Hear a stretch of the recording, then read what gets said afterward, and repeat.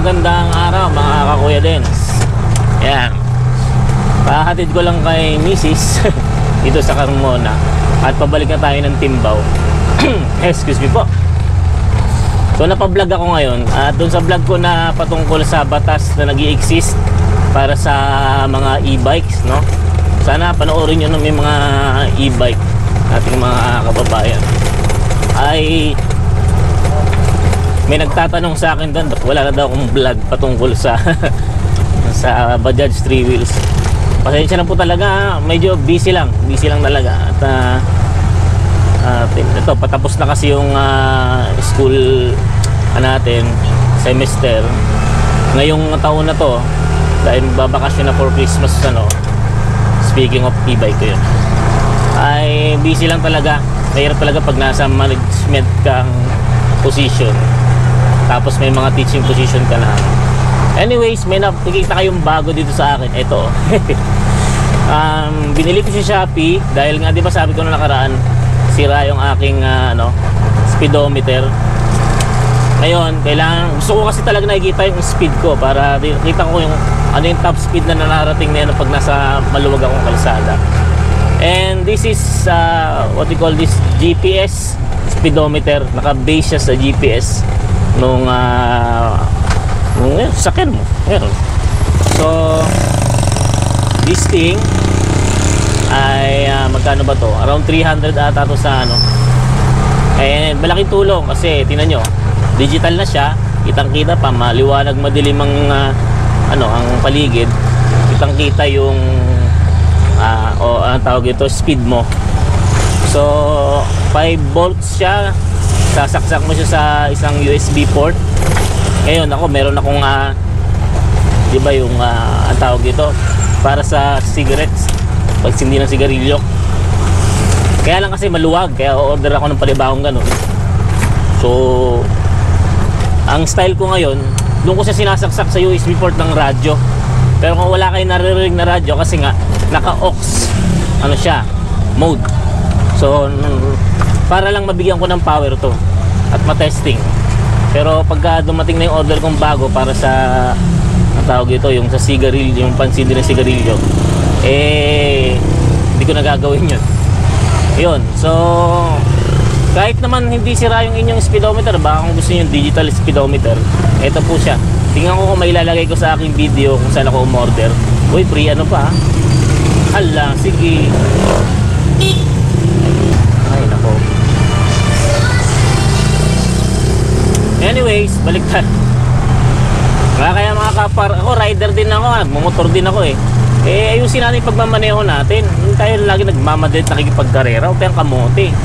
Kasi makakaperwisyo tayo ng kapwa natin driver Pero mo kung tinuluyan ko yun, tinuluyan, dumire-diretso ako at hindi ako huminto, sa pool siya. Ba? Talaga naman. Anyways, balik tayo dun sa binablog ko. Ayun,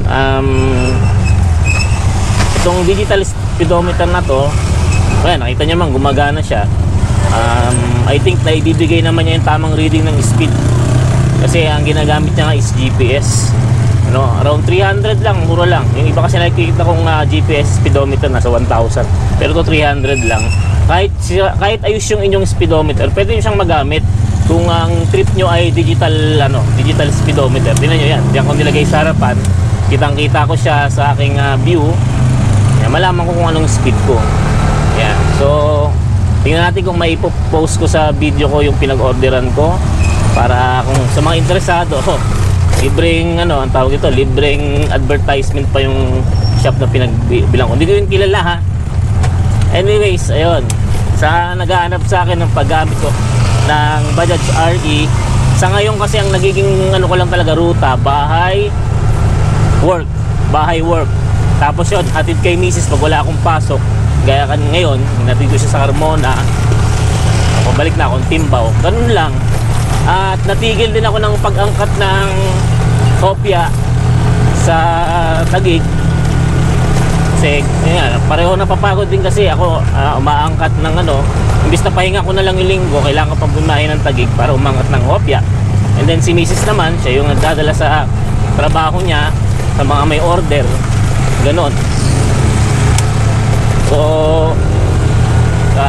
nag-decide na pahinga muna sa mga bagay-bagay.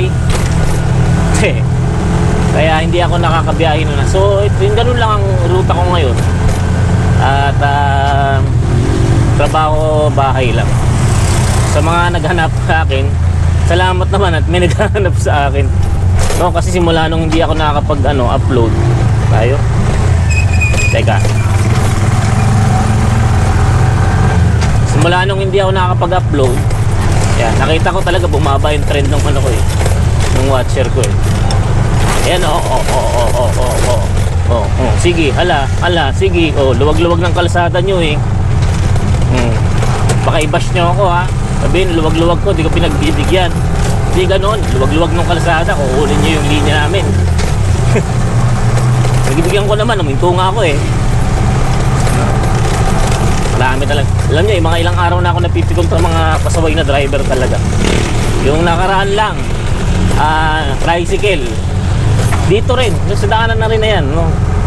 So, ang bagal niya kasi sobra. Kaya nag-decide na akong overtaken siya. Nakita nyo naman, dalawang linya yun. Dalawang line yung, dalawang line. Ano? Nung makita niya na akong umovertake sa kanya at nakatapat na ako sa kanya, bigla niyang binilisan.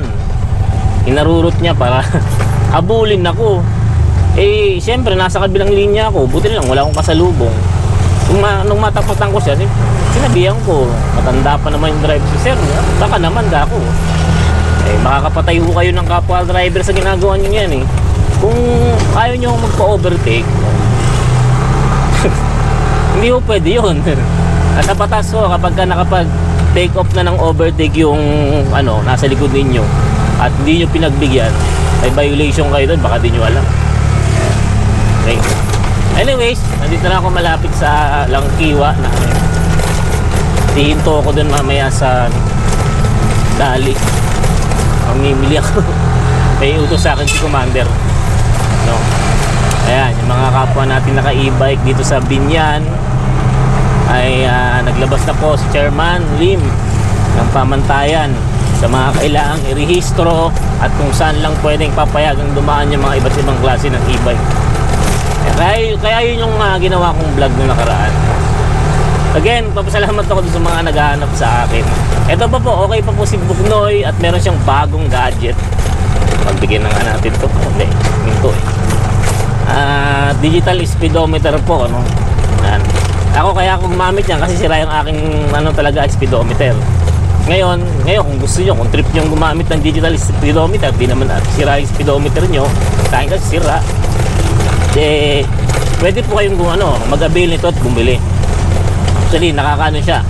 Parang tingin ko high-tech na si Bajaj dahil digital na yung speedometer niya, di ba? Ayan o.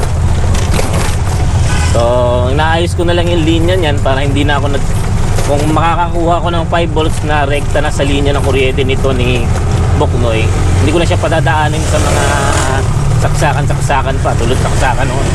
Pero kung okay naman yung in-order kong bago na plug para sa yung anuhan ng sigarilyo, sindihan rather, pwede na doon kasi may electric fan pa akong paggaganahin, no? At December na nga pala, no? Iblis ng araw, mag-iisang taon na to sa akin si Buknoy. Siguro gagawa tayo ng 1 year review. Naninigarilyo pa nga. Sige, hala. Kagaling. Saan na nga natin?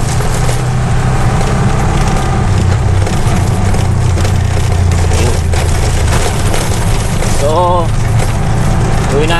gawan natin ng 1 year review, after 1 year review si Buknoy para malaman nyo kung ano na ang naging status ng aking daily use to talagang ginagamit ko araw-araw, pasok sa trabaho, service, kung saan man pupunta. Yan, maliban na lang sa pagmumuntang Maynila, talaga magagamit. Yun, malapit na ako sa Dali. So salamat sa makikinig sa aking vlog. Uy, mali ng gear shift. Yan, dumarami na rin yung mga nagbablog ng ganito ang gamit na sasakyan dito sa Laguna. At hi po sa mga vlogger na gumagamit ng 3 wheels. Yan, ito na yung, ayun, magkamali ako ng bitaw ng clutch. Ayan. So, hanggang dito lang siguro. Ito ba? Salamat. Yan, again, salamat dun sa naghanap sa akin. Ayan, napakita ko lang sa inyo yung malapit ng setup yung bago ko patayin yung makina. So, ito yung digital speedometer. Ito yung linya niya. Ayan. Dapat yan papunta dito. Ayan, kasi ito yung linya na electric fan. Ayan, hindi na electric fan ko. Kaso, pag na-aalog kasi namamatay ito eh. Ayan o, tingnan nyo. So, namamatay din. Nagre-reset pa naman to. Kapag ka namatay ito, matagal siyang magpa-function ulit kasi kinakalibrate niya yung tawag dito, yung GPS. No? Para maayos niyang maibigay yung speed mo. Kaya ang ginawa ko ngayon, ito yung radyo. Yan, naka-aux siya, kaya wala kayo naroon nga tunog. So doon ko muna siya sinaksak para hindi siya namamatay. Pero nag-aantay lang ako ng panibagong ganitong na-order ko, yung talagang rekta dyan. Tapos may wire, didikit ko na lang dito sa gilid. Yan. So ito siya. Sa mga gustong mag-avail, siyempre, mabili ko po yan sa Shopee. Yan, 300 pesos yata ang ano niyan, ang halaga. Yan. So sa 300 pesos, meron na akong speedometer. Kasi ito, sira ito eh. Tingnan nyo. Pati nga, damay pala odometer pagka ano. I think hindi lang ako nasa 4,000. Baka nasa magta 10,000 na ako eh. Kailangan na pala ako mag-PMS. Ayan. So yun lang mga kakuya din. Salamat. Salamat ulit sa mga naghanap sa akin. O, pag pinatay ko na to, radyo, ayan, patay na rin siya. Ayan. Okay? A few moments later. Pahabol na video. Ito yung pinamili ko sa Dali. So ito yung Dali. Ayan. So malapit lang yan sa amin. So ang binili ko lang ito, chichirya, biscuit, at yung pinapibili ni Mrs. na gatas. Kasi gatas kasi pag matulog. Tapos bumili ako ng mga candy kasi pag nasa trabaho ako, minsan naghanap ako matamis. Walang candy sa ano. And then nakakita ako ng ganito klaseng Dali tuna flakes. 50 lang oh. 25 sa sana, maayos to. So alam nyo bang lahat kung magkano na to? Ito ay 500 na. Ganun na yung inflation rate ngayon.